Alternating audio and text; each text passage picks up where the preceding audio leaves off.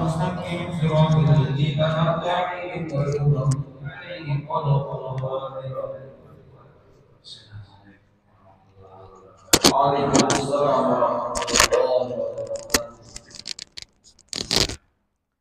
Bismillahirrahmanirrahim. Alhamdulillahilladzi ahsana tadbiral kainat wa athaba 'alal a'mali sholihat. Wassalatu wassalamu ala sayyidina Muhammadin bil mu'jizatid dhahirat alladzi hassala min nurihi wujudul kainat, amma ba'd.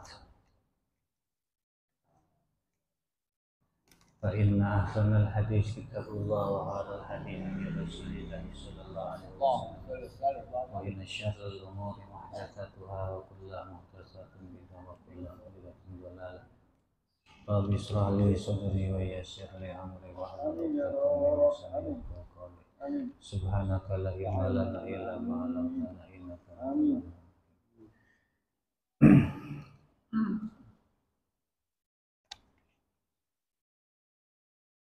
Terima kasih, syukran kasih, jazakallah sama saja guru kita, ustaz kita Haji Abdul Ajid selaku Amir Masjid Mujahidin Ikhwanul para jemaah yang dimuliakan Allah, khusus Fadilatul Sayyid Al-Habib Seki Segaf, alhamdulillah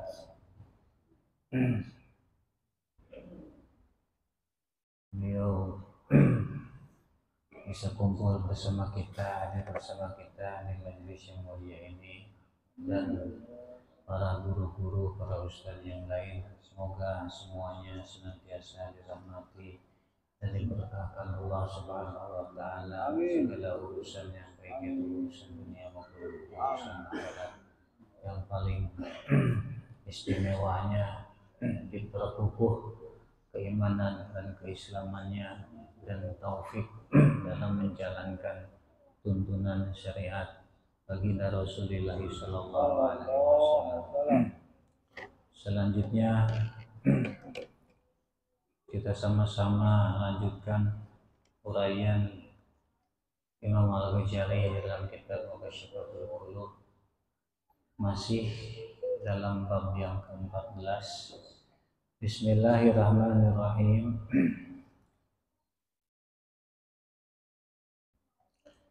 Wa anil Hasan annan nabiyya qala, dan telah diterima dari Imam Al-Hasan annan nabiyya sallallahu alaihi wasallam, bahwasanya baginda Nabi sallallahu alaihi wasallam beliau berkata, ala ukhbirukum bi aswa'an nas sarakatan. Qalu man huwa ya Rasulullah? Qala alladhi yusraku min salati. Qalu wa kaifa yusraku min salati? Qala la yatimu ruku'aha wa la sujudaha. Baginda Nabi sallallahu alaihi wasallam beliau berkata, tidak orang yang paling buruk kecolongnya.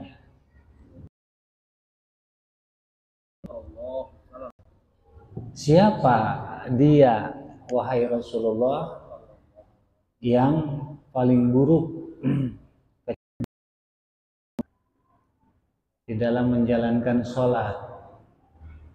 Galu wa kaif israku min sholati. Lalu para sahabat bertanya lagi, bagaimana orang ketika salatnya tidak menyempurnakan ruku dan sujudnya? Kebayang nggak yang dimaksud tidak menyempurnakan ruku dan sujudnya?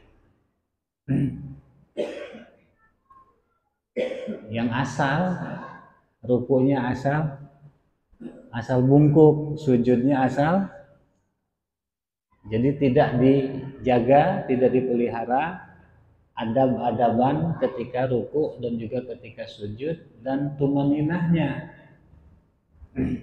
Rukunya asal merunduk, sujudnya asal tidak ada tumaninah, tidak ada khusyuk ketika sujud, ketika ruku dan dalam rukun-rukun sholat yang lain. Nah, orang yang salatnya seperti ini itu yang dimaksud orang yang kecopetan di dalam sholatnya, kerampokan, kecolongan.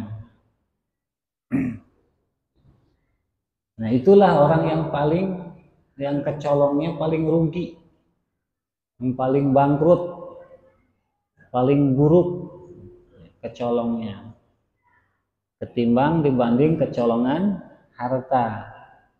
Jadi orang yang ketika sholatnya tidak khusyuk, itulah orang yang dimaksud oleh Nabi Sallallahu Alaihi Wasallam kecolongan.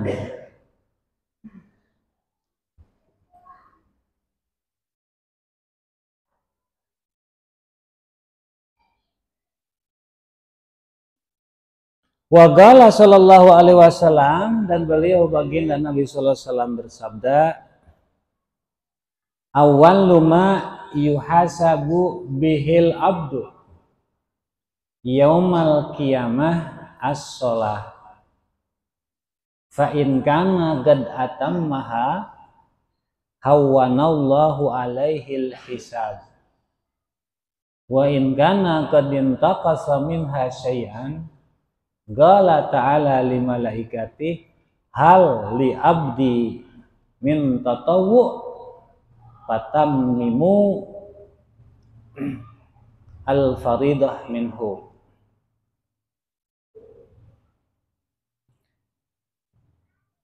Yang pertama kali akan diperiksakan kepada seorang hamba kelak di hari kiamat,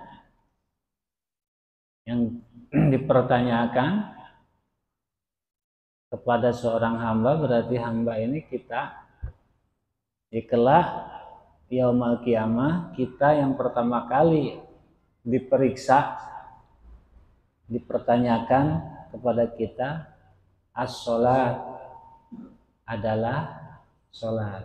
Jadi sholat adalah yang pertama kali kelak dihisab, diperhitungkan kepada kita. Fa'id kana gad atamaha, apabila si hamba tersebut menyempurnakan sholatnya, hawwanallahu alaihil hisab, maka Allah mudahkan hisabannya. Jadi kalau sholatnya sempurna, maka hisabannya pun enteng, mudah, gampang. Kalau sholatnya disempurnakan. Wa in kana qad intaqasa minha syai'an, jika si hamba tersebut dalam menjalankan sholatnya ada yang tidak sempurna, ada yang kurang, misal dari sekian rukun sholat yang 17 ada satu yang tidak tumanina, atau dari sekian ayat Fatihah ada satu huruf yang tidak sesuai, atau satu ayatnya yang kurang tepat, atau ketika sujudnya juga tidak tumanina misalnya, qala ta'ala limalaikati, maka Allah berkata kepada malaikat, hal li abdi minat tatawwu, coba periksa apakah pada dia ada enggak amal sunnahnya, dia qobliyah ba'diyah dulu enggak sebelum fardunya. Diperiksa tuh sama malaikat. Kalau ternyata ada didapati amal tatawwu, amal sunnahnya, rawatibnya ada, dijalanin, fatammimul faridah minhu, sempurnakan keperluannya. dengan sunnah tersebut. Berarti sholat sunat yang kita jalankan sebelum dan sesudah fardu itu nanti bisa jadi penyempurna kekurangan dari sholat fardu kita.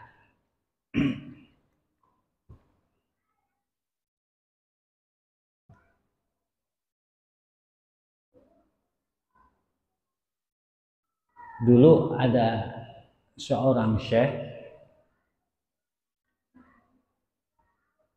guru sekaligus sahabatnya Syekh Hasan Sanjari Jisti, namanya Syekh Ahmad. Syekh Ahmad ini khalwat di satu gua sudah hampir 40 tahun. Nah, di penghujung yang ke-40 tahun ini, Syekh Hasan Sanjari Jisti datang menemui atau sowan kepada Syekh Ahmad tersebut. Setelah berbincang-bincang, kata Syekh Hasan, wahai tuan guru atau wahai guru, Anda ini seorang alim, seorang faqih, seorang yang saleh.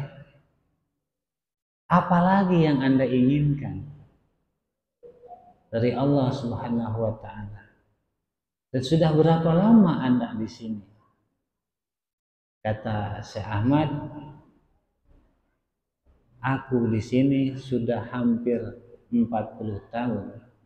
Dan 10 tahun terakhir ini aku tidak sanggup menghentikan air mataku. Lalu kata Syekh Hasan, kenapa? Apa yang kurang? Anda alim, doa Anda diijabah, doa Anda didengar oleh Allah. Anda minta apa saja, Allah penuhi permintaan Anda. Apa yang membuat Anda menangis? Jawab Syekh Ahmad, aku teringat salah satu sabda baginda Nabi, awaluma yuhasabul amdu yaumal qiyamah as-shalah. Kelak di hari kiamat, sebelum amal-amal yang lain dipertanyakan oleh Allah, Allah akan mempertanyakan sholat. Aku takut, aku khawatir ada sholatku yang tidak sesuai, ada niat yang tidak pada tempatnya, ada rukun yang tertinggal. Coba bayangkan, untuk Syekh besar, Syekh Ahmad Al-Ghaznawi, seorang syekh besar di zamannya. Syekh Hasan Sanjari Jisti ini pemuka, mursyidnya Thariqah Jistiyah. Jadi kedua orang ini bukan orang biasa. Ulama, faqih, ahli fikih, juga muhaddis, ahli zuhud. Mudah-mudahan kita bisa mengambil ibrah. Sampai sedemikian takut. Padahal alim, ulama soleh. Kalau toh mungkin yang layak, lebih layak takut kita. Iya, kita lebih layak, lebih pantas khawatir sholat kita tidak diterima. Tapi Masya Allah, ulama-ulama dulu sedemikian pekaknya basyirah beliau-beliau ini. Sangat-sangat takut amalnya ini tidak diterima Allah Subhanahu wa taala.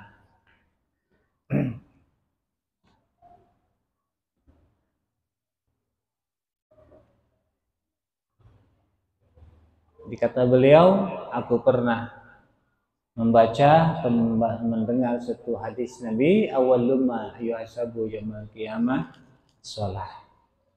Ini yang membuat beliau selama 10 tahun tidak henti-henti menangis. Kata beliau, aku tidak sanggup menghentikan air mataku. Insya Allah, mudah-mudahan kita bisa mengambil teladan ya, bisa mengambil contoh. Karena kita lebih layak, lebih pantas kita ini khawatir sholat kita nggak diterima. Kita lebih layak ya. Wa qala sallallahu alaihi wasallam, dan beliau baginda Nabi sallallahu alaihi wasallam bersabda, ma u'tiya abdun ata'an khaira min ayyudana lahu fi rak'atain yusallihima. Tidaklah seorang hamba diberi karunia suatu kebaikan ketimbang ada yang mengumandangkan adzan kepadanya lalu kemudian ia sholat 2 rakaat. Artinya ketika seseorang mendengar adzan lalu kemudian setelah selesai adzan dia sholat 2 rakaat untuk sholat yang adzannya dikumandangkan, maksudnya qobliyah, salat yang 5 waktu kecuali maghrib. Khusus maghrib ada tahfidz keringanan dari Rasulullah SAW, karena kadang Rasul menjalankan, kadang tidak, artinya bagaimana kondisi. Kalau memang waktunya sudah mepet, beliau langsung menjalankan fardu.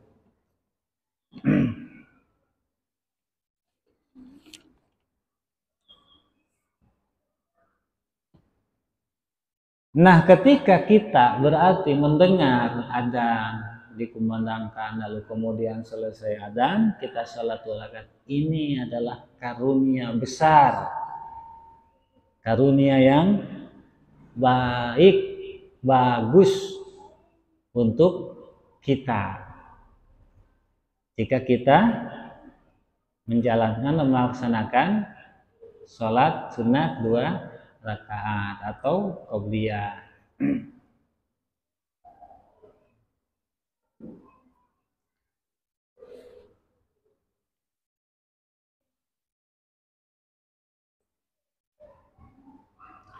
Wa kana Umar bin Khattab, dan Sayyidina Umar bin Khattab, insyaallah semua kita kenal siapa Umar bin Khattab. Sayyidina Umar bin Khattab yang terkenal Umar Al-Faruq. Jadi gelar beliau, laqab beliau, julukan beliau Al-Faruq. Terkenal sosok ketegasannya yang tidak ada tawar-menawar untuk urusan Allah. Nah, beliau Sayyidina Umar bin Khattab idza aradal qiyam ila salat, bila mana beliau bermaksud menjalankan salat, berdiri untuk menjalankan salat yang gagah, yang penuh wibawa. Tapi ketika beliau hendak sholat, tarta'idu faraisu, persendiannya gemeteran. Persendian tubuh beliau gemeteran, kayak orang yang kedinginan, gemeter, penuh kayak ketakutan. Watas taku asnanuh, dan giginya gemeretuk bunyi. Gimana sih orang yang takut menggigil? Ini sosok Sayyidina Umar.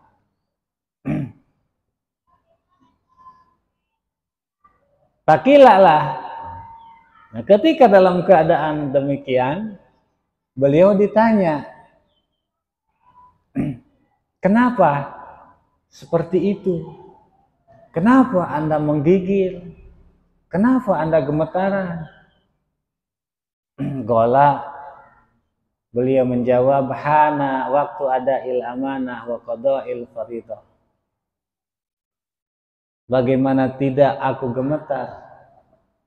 Bagaimana tidak aku menggigil? Waktu melaksanakan amanah dan memenuhi keperluan sudah tiba. Wala adri kaifa uadiha, dan aku tidak tahu bagaimana aku menjalankannya. Apakah aku menjalankannya sesuai dengan kehendak Allah, tepat atau tidak, diterima atau tidak. Masya Allah. Pernah kita ada kekhawatiran sholat kita nggak diterima? Nah, perlu kita menggugah perasaan itu supaya jadi motivasi, alasan kita ini belajar lebih, meningkatkan lagi terus, mengoreksi salat kita. Ini harusnya kita yang lebih pantas menggigil, takut salat itu tidak terima. Sayyidina Umar orang terdekat Nabi, yang salahnya terkontrol oleh Nabi, terpantau oleh Nabi, wali besar, ya kita mungkin lebih pantas seperti itu. Nah, mudah-mudahan ini bisa jadi motivasi kita.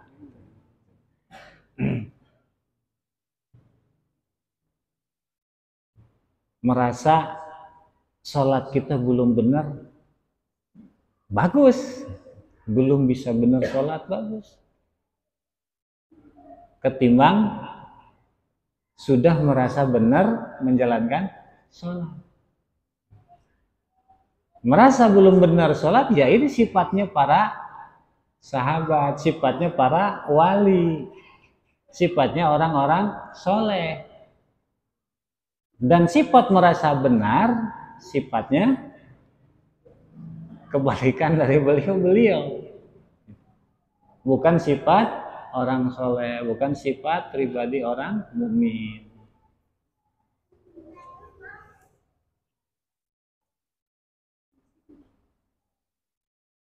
Wahukiyah, dan dihikayatkan an Khalaf bin Ayyub, dari Sayyidina Khalaf bin Ayyub, annahu kana gaiman fi sholah. Beliau suatu ketika sedang dalam keadaan berdiri sholat, dalam sholatnya faladagahu zanbur. Lalu ketika beliau sedang sholat, sedang posisi berdiri di dalam sholat, beliau disengat apa semacam lebah atau binatang berbisa. Lagi sholat disengat lebah. Pasala min hudam, sampai keluar darah. Dari bekas sengatan tersebut mengeluarkan darah. Wahwa la yasur. Nah, beliau lagi sholat asik, tetap sholat, tidak merasa sakit ketika disengat, dan tidak merasakan darah ngalir, tidak terasa oleh beliau. Hatta kharaja Ibnu Sa'id. Nah, hingga Sayyidina Ibnu Sa'id keluar fa'alamah bidalik. Dan beliau kasih tahu, memberitahu kepada Sayyidina Khalaf bahwa beliau Sayyidina Khalaf disengat lebah dan ada darah yang keluar dari bekas sengatan lebah tersebut. Faghasala saubah. Lalu kemudian beliau membasuh pakaiannya. Karena kan ada darah. Darah kan najis. Najis tidak boleh terbawa sholat. Fakila lahu. Lalu dikatakan oleh Sayyidina Sa'id kepada Sayyidina Khalaf, Yaldaguk zanbur yasil minakdam. Tadi waktu ketika kamu sholat, kamu disengat lebah sampai keluar darah. Dan kamu tidak merasa itu. Faqala, Sayyidina Khalaf menjawab, yas'uru bimisli hada man yakunu waqifan baina yadil malikil jabar. Apa bisa orang yang sedang ada di hadapan maharaja yang gagah perkasa bisa merasakan sengatan itu? Bagaimana bisa seorang yang lagi sedang di hadapan maharaja merasakan semacam itu? Tanya Sayyidina Khalaf. Wa malakul maut ala kopa. Dan malaikat maut ada di belakang dia. Wan nar an simali. Neraka ada di sebelah kiri dia. Wassiratal mustaqim tahda qadamai. Siratal mustaqim ada di bawah kaki. Bagaimana bisa? Apa mungkin orang dalam kondisi seperti itu bisa merasakan sakitnya sengatan? Hanya seekor lebah. Masya Allah. Tanggung sedikit lagi. Wa waqa'atil akla fi yadi Umar bin Dar. Dan Sayyidina Umar bin Dar pernah terkena semacam penyakit.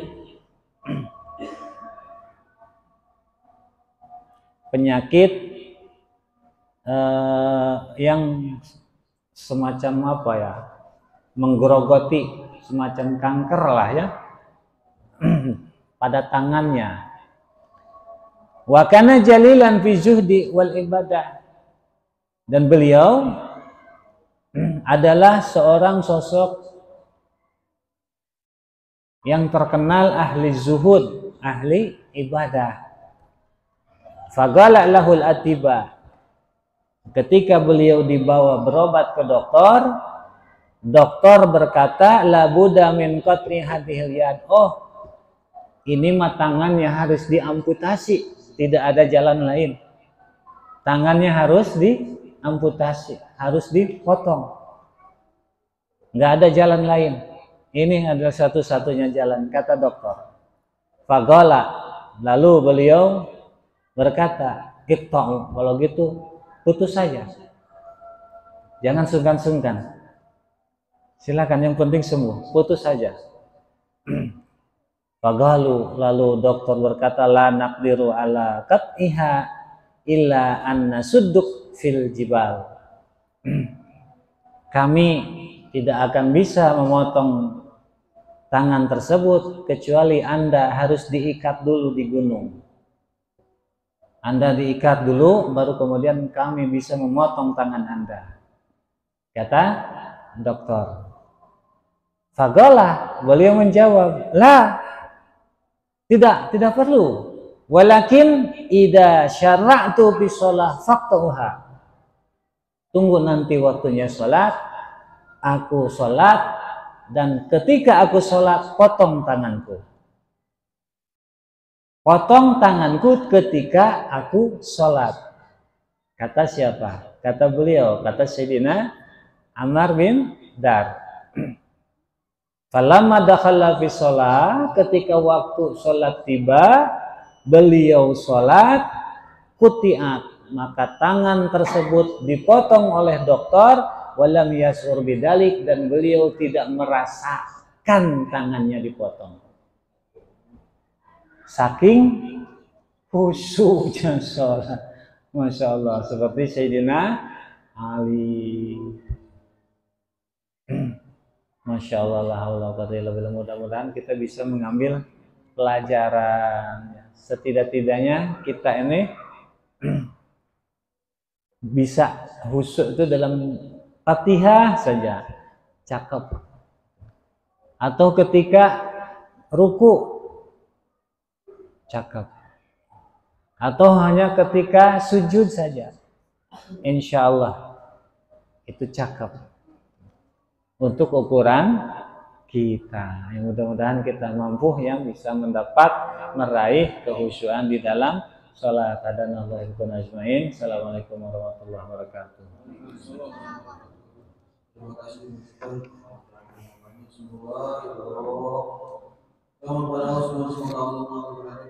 semua istimewa bertakwa. Amin ya rabbal alamin. Sekalian buat kita tutup majlis pada majelis.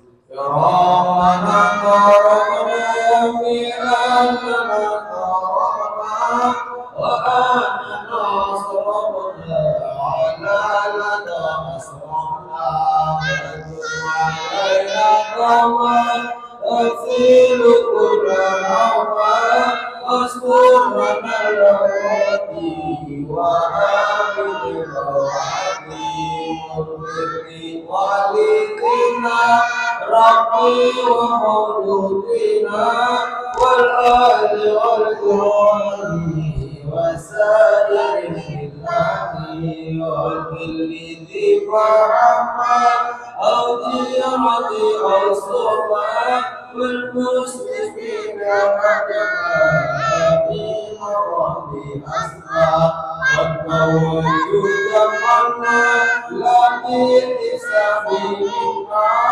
بالمصطفى رسولي نطاب كل سبلي صلى وسلم ربي على يد الحق وآله وصحبه عداد تسيسوي والحمد لله بالبدر والتنعي والحمد لله بالبدر والتنعي في الدنيا والصلاة وبالله لا سنة وكنا عند النار عظم جنة الغفور يا عزيز يا غفار يا رب العالمين صلى الله على سيدنا محمد النبي الأمي وعلى آله وصحبه وبارك وسلم سبحان ربك رب العزة عما يصفون وسلام على المرسلين الحمد لله رب العالمين السلام عليكم ورحمة الله وبركاته.